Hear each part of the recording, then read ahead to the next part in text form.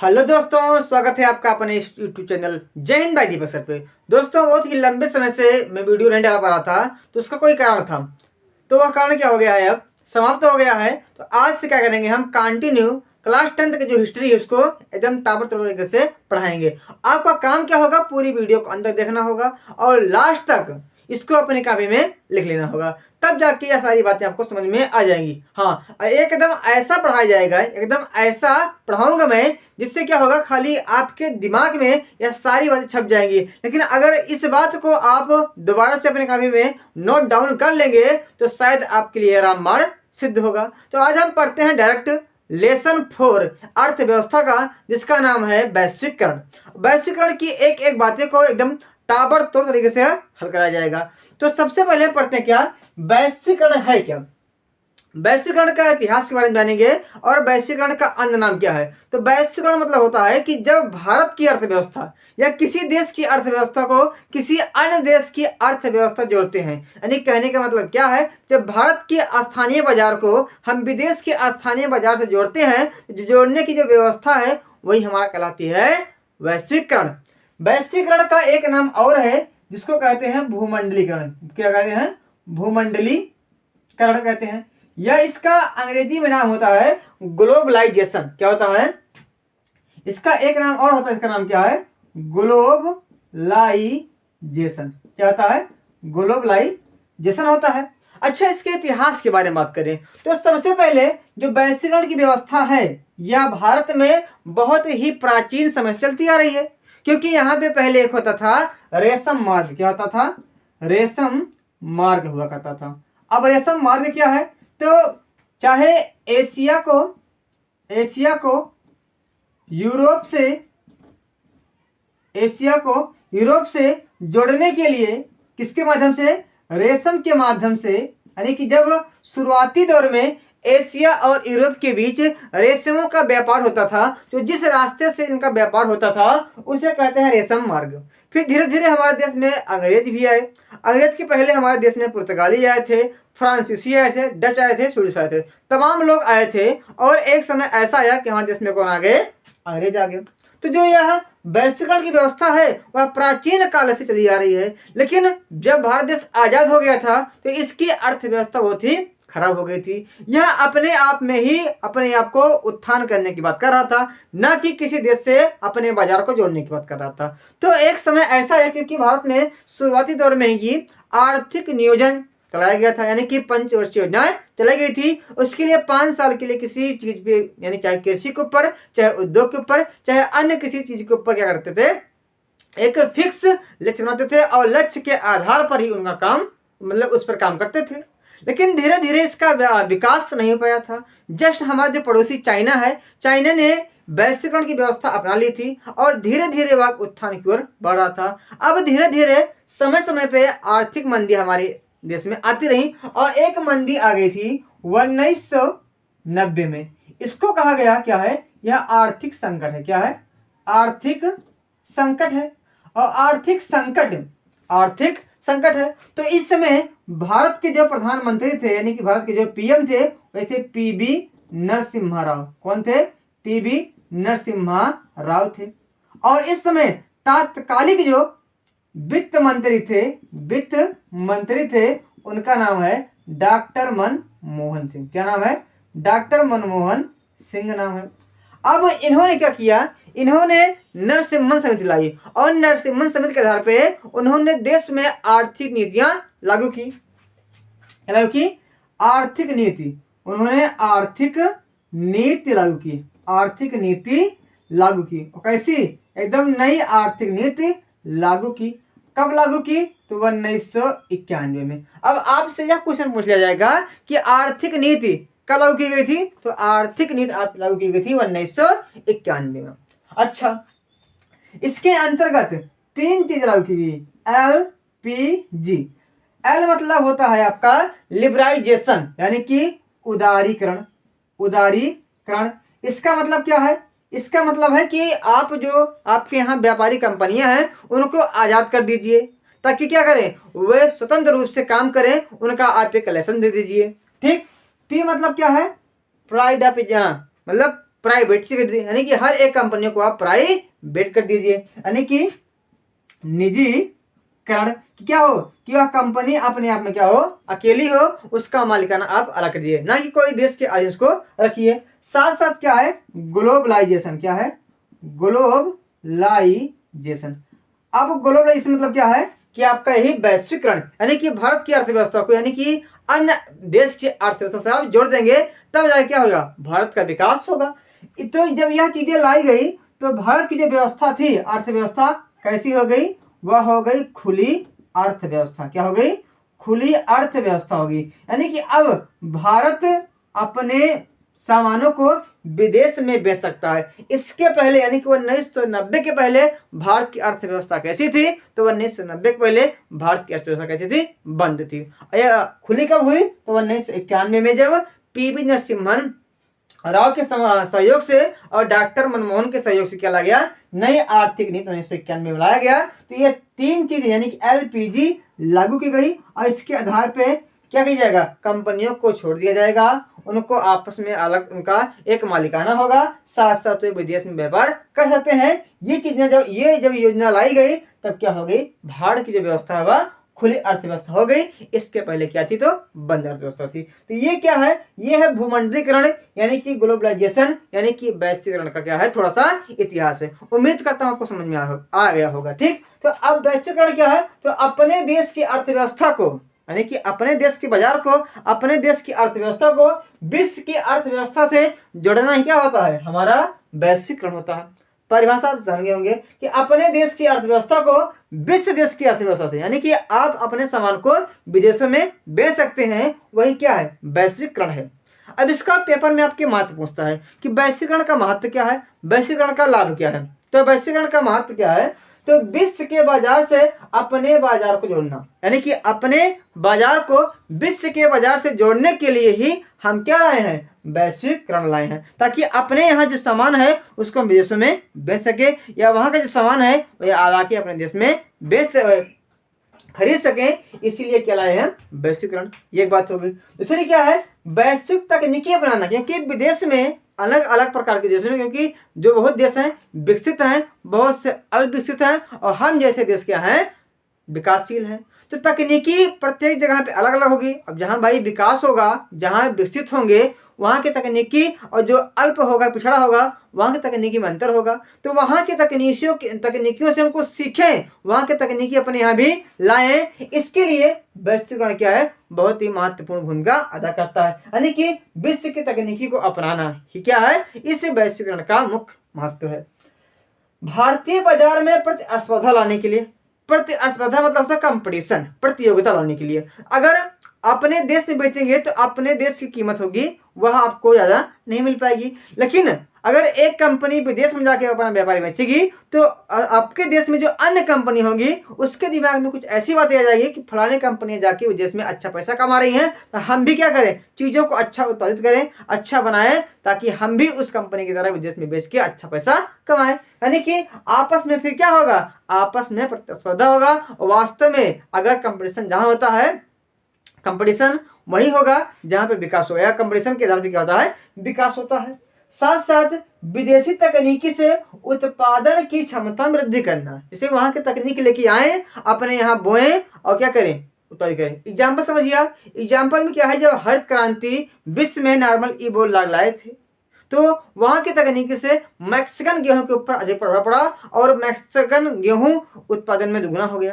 तो वहां की तकनीक को सीखा तो एमएस स्वामीनाथन ने और लेके आया अपने भारत में, और यहाँ पर भी गेहूं और चावल के ऊपर उन्होंने यहाँ प्रयोग किया और भारत में खाद्यान्न के उत्पादन में दुगना वृद्धि की। यानी कि विदेश तकनीकी से, यानी कि वैश्वीकरण से ही यह बात संभव हो पाई, यानी कि विदेशी तकनीकी से उत्पादन में वृद्धि करने की क्षमता क्या करता है, वैश्वीकरण के द्वारा ही होता है। अच्छा, विदेशी निवेश से आर्थिक विकास, यानी कि आप पैसे को, यानी कि अपने यहाँ की जो कंपनी है और विदेश में खोल सकते हैं, अपने यहाँ की जो कंपनी है और विदेश में खोल सकते हैं और वहां से पैसा कमा सकते हैं। इससे कहते हैं बहुराष्ट्रीय कंपनी आगे इसमें आएगा। ठीक, यानी कि विदेशी निवेश से आर्थिक विकास, अपने यहाँ की कंपनी आप किसी अन्य देश में खोलेंगे और वहाँ से जो पैसा आएगा, वहाँ से पैसा आप इन्वेस्ट करेंगे, विदेश में पैसा आप लगाएंगे, वहाँ से आपका क्या होगा, कुछ आय होगा, इससे क्या होगा, आपकी आर्थिक विकास होगी। साथ साथ अब इसका लाभ क्या है, जब वहाँ पे आप अधिक मात्रा में कंपनियां लगाएंगे तो भारत की मुद्रा कोष में वृद्धि होगी। और सिंपली बात भैया, अपनी कंपनी विदेश में खोलेंगे, पैसा वहाँ पे डॉलर मिलेगा यूरो में, तो जो पैसा वहां मिलेगा तो आपके देश में तो आएगा, क्योंकि कंपनी कहाँ की है, आपकी है, तो आपकी मुद्रा कोष वृद्धि नहीं होगी, तो बिल्कुल होगी। साथ साथ विकास की गति सकारात्मक होगी। अगर आप अपने यहाँ बेचेंगे तो उतना अच्छे तरीके से विकास नहीं हो पाएगा, लेकिन अगर कंपनी वहीं आप विदेश में खोलेंगे तो वहां से क्या होगा, आपकी जो विकास है वह एक सकारात्मक होगी, हमेशा बढ़ती रहेगी। साथ साथ राष्ट्रीय उत्पादन वृद्धि होगी, यानी कि अब जो आपके देश की कंपनियां हैं उनके दिमाग में भी कुछ ऐसी बातें आएंगी कि फलाना भैया कंपनी आपका वहां खोला है, तो उस कंपनी से वह अधिक लाभ कमा रहा है, तो क्या किया जाए कि उस कंपनी का जो कुछ परसेंटेज है या जो उत्पादन वहां पे कर रहा है, हम उसका उत्पादन यहीं पे करें, यानी कि राष्ट्रीय उत्पादन वृद्धि किया जाए। साथ साथ भारत में पूंजीवाद को बढ़ावा देना, भारत में पूंजीवाद को बढ़ावा देना, इससे क्या होगा कि प्रत्येक कंपनी क्या होंगी, इसी दिमाग में आएंगी कि सामाजिकरण नहीं किया जाए, बल्कि हमें अपनी पूंजी को अपने तरीके से इन्वेस्ट किया जाए, और ताकि क्या हो, अच्छे लाभ को हम प्राप्त कर सकें। साथ साथ क्या होगा, उद्योगों का विकास होगा, और इसके बाद क्या होगा, अनेक प्रकार की बिल्डिंगें, अनेक प्रकार की सड़कें, अस्पताल वगैरह वो चीजें इसमें खुली जाएंगी, जिससे क्या होगा, आदमी का पूरा क्या होता है, MNC यानी कि मल्टी नेशनल कंपनियां। ये कंपनियां क्या होती हैं, तो यह एक ऐसी कंपनी होती है कि मल्टी नेशनल कंपनी यानी कि बहुराष्ट्रीय कंपनी एक ऐसी कंपनी होती है जो अपने मार्केट को बहुत से देशों में खोली होती है। यानी कि अगर सिंपली मानिए कि एक ऐसी कंपनी जिसका बहुत देशों में क्या हो, प्रचार प्रसार हो, और बहुत देशों में क्या हुआ, खुली हो, उससे कहते हैं बहुराष्ट्रीय कंपनी। जैसे एग्जाम्पल में एप्पल मोबाइल का एक ब्रांड है, यह लैपटॉप बनाता है, तो यह देखा जाए वास्तव में जो कंपनी है वह अमेरिका की है, लेकिन यह चाइना में, कनाडा में, अलग अलग देशों में क्या है, यह अपना व्यापार कर रही है। तो बहुराष्ट्रीय कंपनियां क्या होती हैं, तो बहुराष्ट्रीय कंपनियां ऐसी कंपनी जो अपना व्यापार है, वह व्यापार बहुत से देश में करती है, उसे कहते हैं क्या, उसे हम कहते हैं बहुराष्ट्रीय कंपनियां। एग्जाम्पल अगर बाकी है तो पेप्सी, सैमसंग या एप्पल, ऐसी बहुत सारी कंपनियां क्या हैं, ऐसी बहुत सारी कंपनियां हैं जिनका एक नहीं बल्कि अनेकों देशों में क्या है, विस्तार है, तो उन कंपनियों को कहते हैं क्या हम, बहुराष्ट्रीय कंपनियां। तो यह क्या करती हैं, ये कैसे काम करती हैं, तो पहले इनका उपयोग कैसे होता है, ये मतलब कैसे मार्केट करती हैं।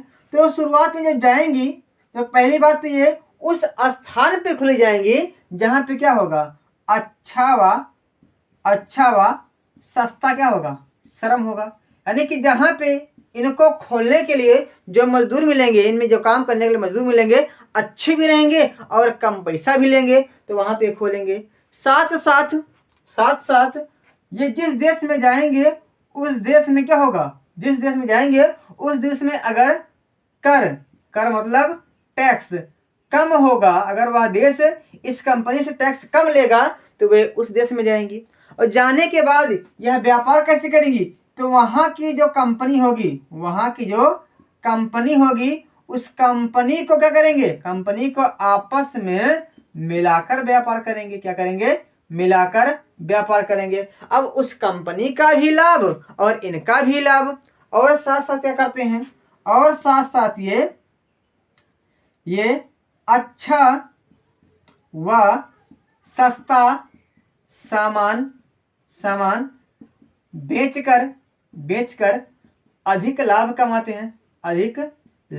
हैं। काहे, जब सिंपली बात भैया, जिसमें इन्वेस्टमेंट कम होगा उसका दाम कम होगा, और जिसमें इन्वेस्टमेंट ज्यादा होगा उसका दाम भी ज्यादा होगा। अब जब एप्पल की कंपनी अमेरिका में थी तो अमेरिका के जब लेबर इसमें काम कर रहे थे तो अधिक मात्रा में अच्छी वह वेतन लेते थे, जब अच्छा वेतन ये लेते थे तो भाई अब कंपनी जब अपने लेबरों को अधिक वेतन देगी, यानी कि सामान बनाने के लिए पैसा उसको अधिक लगेगा, उसमें इन्वेस्टमेंट अधिक होगा, तो अपने सामान को जाहिर सी बात है महंगा बेचेगा। लेकिन जब वही एप्पल की कंपनी कहाँ आ गई, चाइना में आ गई, तो चाइना ने क्या किया, कहा कि भैया आप हमारे यहाँ आइए, हम आपसे टैक्स भी कम लेंगे, उसके बाद मैं आपको लेबर भी दूंगा अच्छा वाला और कम पैसे पे दूंगा। तो इसलिए जो एप्पल की कंपनी है वह चाइना में आ गई, और चाइना में आने के बाद पूरा ओवरऑल उसका जो इन्वेस्टमेंट है वह जाके 30-35 हजार का पड़ता है, और जो वह मोबाइल बनाता है वह 50 से 60 हजार में बेचता है। लेकिन अगर वह 80 से 90 हजार में इन्वेस्टमेंट ही करेगा तो जाहिर सी बात भैया 1 लाख के ऊपर वह बेचेगा। ठीक, तो जहां पे इन्वेस्टमेंट अधिक होगा वहां पे उस वस्तु का सामान अधिक होगा, और जहां पे इन्वेस्टमेंट कम होगा तो वहां पे वस्तु क्या होगा, सस्ता होगा। और साथ साथ बहुराष्ट्रीय कंपनियां ऑर्डर देने पर भी, यानी कि ऑर्डर देने पर भी वस्तु को भेजती हैं, वस्तु को बेचती हैं। अब एग्जाम्पल इसका लेना नहीं है, क्योंकि फ्लिपकार्ट क्या है, एक विदेशी कंपनी है, अमेजोन क्या है, एक विदेशी कंपनी है, बहुराष्ट्रीय कंपनी है, आपके यहाँ आती है और आप उस पर तरह तरह के सामान को मंगाते हैं। साथ साथ लगाती है, अगर कोई कंपनी अगर अपने आप में सोचती है कि अब कंपनी को हम बंद कर दें, तो क्या करता है कि जो यह बहुराष्ट्रीय कंपनी होती है उस कंपनी को खरीद लेता है। यानी कि जो बाजार की स्थानीय कंपनियां होती हैं, स्थानीय कंपनी होती है, उस स्थानीय कंपनी को भी क्या होता है, ये बहुराष्ट्रीय कंपनियां खरीद लेती हैं। बहुराष्ट्रीय जो कंपनी है वह उसको राष्ट्रीय कंपनी उस कंपनी को खरीद लेती है। यह थोड़ा सा काम करती है। साथ साथ इसी के आधार पे यह सूचना चाहे सेवा वाला क्षेत्र हो, चाहे कोई तकनीकी वाला क्षेत्र हो, इन सभी, चाहे कोई खेल संबंधी क्या हो, सामान हो, यह सभी सामानों को बनाती है, चाहे वह क्या हो, कोई खाद्य पदार्थ का सामान हो। यानी कि यह समस्त प्रकार के चीजों का उत्पादन करती है अलग अलग देशों में। तो बहुराष्ट्रीय कंपनियां क्या है, एक ऐसी कंपनियां जो अपने व्यापार को एक से अधिक देशों में करती है, बहुराष्ट्रीय कंपनियां होती है। एग्जाम्पल भी हमने बता दिया। यह क्या करता है, यह उस स्थान पे खोलते हैं जहाँ पे क्या होता है, सस्ता व अच्छा श्रम होता है। साथ साथ जिस देश में टैक्स कम होता है वह उस देश में खोलते हैं। वह जहाँ कंपनी आती है वहां की बहुत सारी स्थानीय कंपनी को वह मिला भी लेती है। साथ साथ अच्छा व सस्ता सामान बेचकर वहां पे, क्योंकि जब वहां सस्ते में भैया बनाएगी, सस्ते में बेचेगी और अच्छा बेचेगी, इससे क्या हो गया, लाभ होगा। साथ साथ ये ऑर्डर देने पर भी वस्तुओं को बनाता है और बेचता भी है। जैसे एग्जाम्पल में क्या है आपका फिलिप कार्ट है, आपका एमेजॉन है। ये कैसी कंपनी है, ये कंपनी है भैया एमएनसी है। कहाँ पे है, कैसी भैया है, एमएनसी है। साथ साथ ये अगर कोई कंपनी सोचती है कि हम इसमें विलय कर लें, तो बिल्कुल यह स्थानीय कंपनी को आपस में खरीद लेता है। और यह चाहे सूचना का कोई सामान हो, सेवा कोई सामान हो, तकनीकी कोई सामान हो, खेल का सामान हो, खाद्य सामान हो और विद्युत सामान हो, इस सभी सामान को, विद्युत क्या हो, उपकरण हो, यह सभी उपकरणों को बेचता है। ठीक, अच्छा, एक आपकी होती है बहुराष्ट्रीय कंपनी, एक आपकी होती है राष्ट्रीय कंपनी। तो बहुराष्ट्रीय कंपनी और राष्ट्रीय कंपनी में अगर आपसे अंतर पूछ लिया जाए तो क्या होगा, तो बहुराष्ट्रीय कंपनी और राष्ट्रीय कंपनी में यही थोड़ा सा मैं अंतर लिख दे रहा हूँ, थोड़ा सा मैं अंतर यहीं पे लिख दे रहा हूँ, थोड़ा सा उसको मिटा दिया जाए, आपको लिख लेंगे। उसके बाद यहीं से क्या गया, यहीं से थोड़ा सा इसके बारे में अंतर लिखते हैं। यानी कि बहुराष्ट्रीय कंपनी और राष्ट्रीय कंपनी, हमें तब लिख रहे हैं एमएनसी, तब लिख रहे हैं एनसी, यानी कि मल्टीनेशनल कंपनियां और नेशनल कंपनी, यानी कि राष्ट्रीय कंपनी और बहुराष्ट्रीय कंपनी में थोड़ा सा अंतर क्या है। पहली बात, यह कई देशों में क्या रहेंगी, कई देशों में अपना व्यापार करेंगी, और यह केवल एक देश के भीतर क्या करेगा, अपना व्यापार या बाजार को बनाएगा। साथ साथ इसमें जो श्रम होते हैं वह श्रम कुशल होते हैं और इनकी कार्य की जो प्रक्रिया है बहुत ही जटिल रहती है। लेकिन यहाँ पे क्या होता है, यहाँ पे श्रम कुशल तो रहता है, लेकिन जो कार्य प्रक्रिया है वह कार्य प्रक्रिया बहुत ही जटिल यानी कि बहुत ही सरल रहती है। साथ साथ अगर देखा जाए इसमें पूंजी की बात, तो पूंजी इनमें अधिक क्या होती है, पूंजी इसमें अधिक निवेश की जाती है, निवेश की जाती है, क्योंकि यह इसको अलग अलग देश में भाई बेचना है, मतलब अलग देश में अगर खोलेंगे तो उसके लिए पैसा अधिक लगेगा, इसलिए इसमें पूंजी अधिक लगती है। और इसमें जो पूंजी है, इसमें जो पूंजी है वह कम लगती है, निवेश में पूंजी कम लगती है। साथ साथ जो यह कंपनियां होती हैं, इस कंपनियों के लिए अगर एग्जाम्पल बात करें तो आपका फ्लिपकार्ट है, आपका पेप्सी है, आपका कोको कोला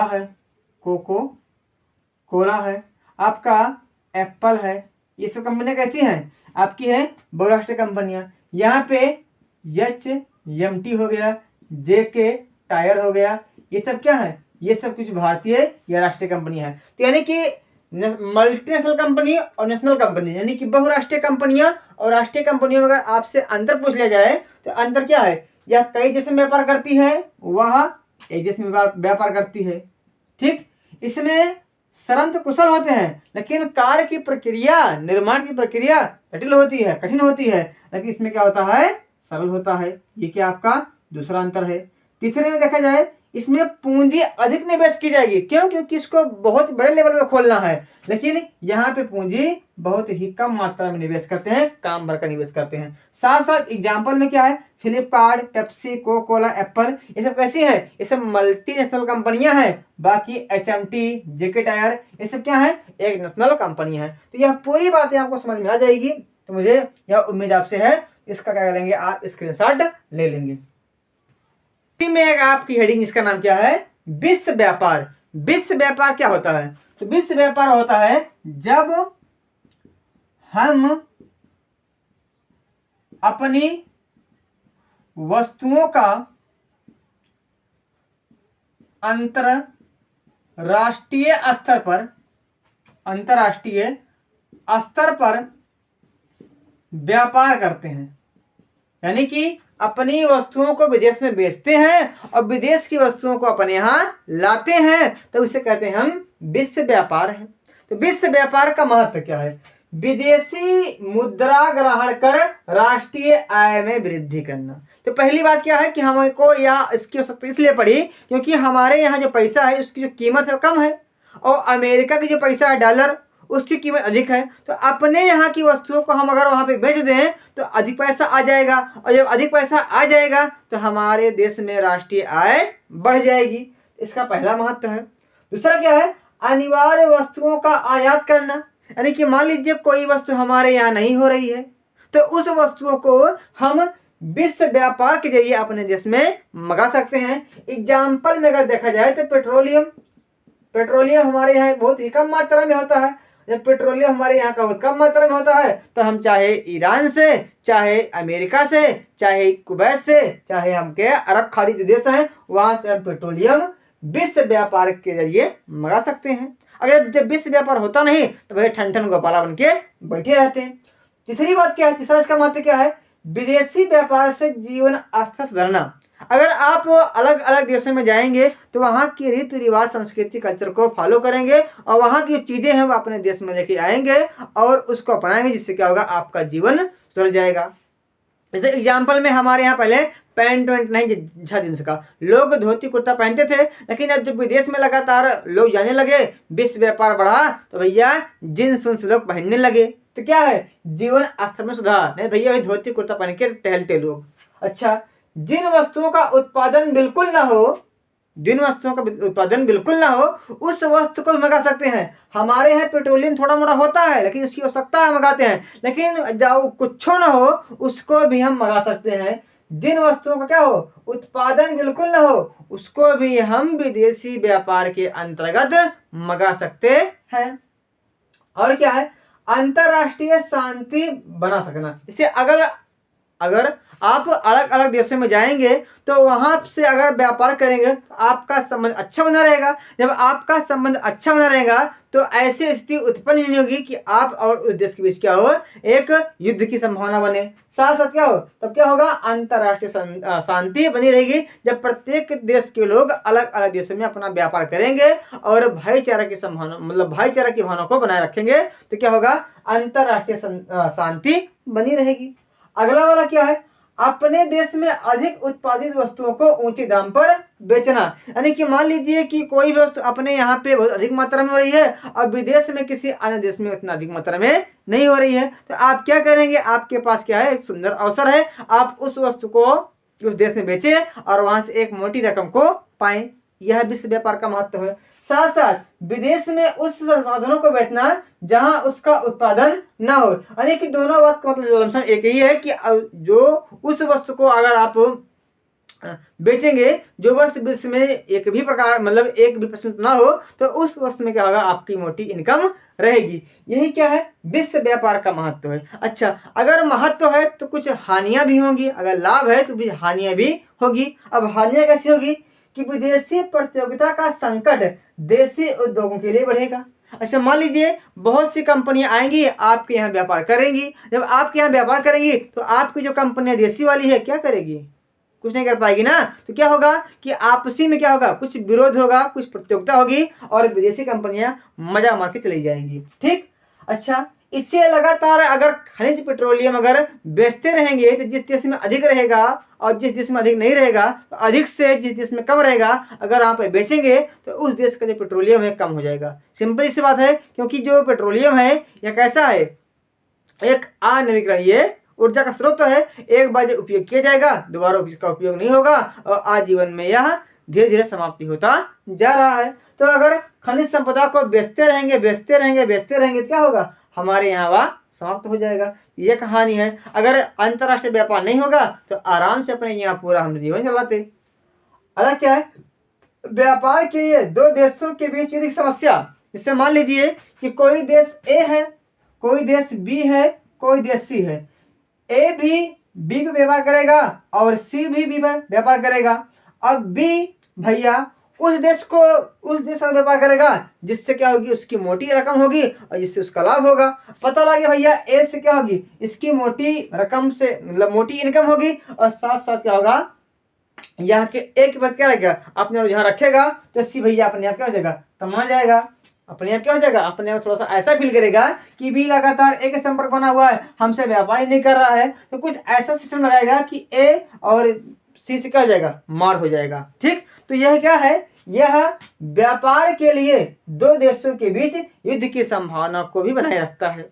अच्छा, अगली बात क्या है, अगली हानि क्या है, राष्ट्र की स्वतंत्रता का संकट में पड़ना। अब जब ए और सी से मार हो जाएगी, ए और सी से मार हो जाएगी, तो ए में भी क्या होगी, जो आजादी होगी वह लोगों की भंग हो जाएगी और सी में भी क्या होगी, आजादी एकदम से भंग हो जाएगी। इसलिए क्या होता है, यह राष्ट्र की स्वतंत्रता का संकट बना देता है। कौन, आपका राष्ट्रीय व्यापार।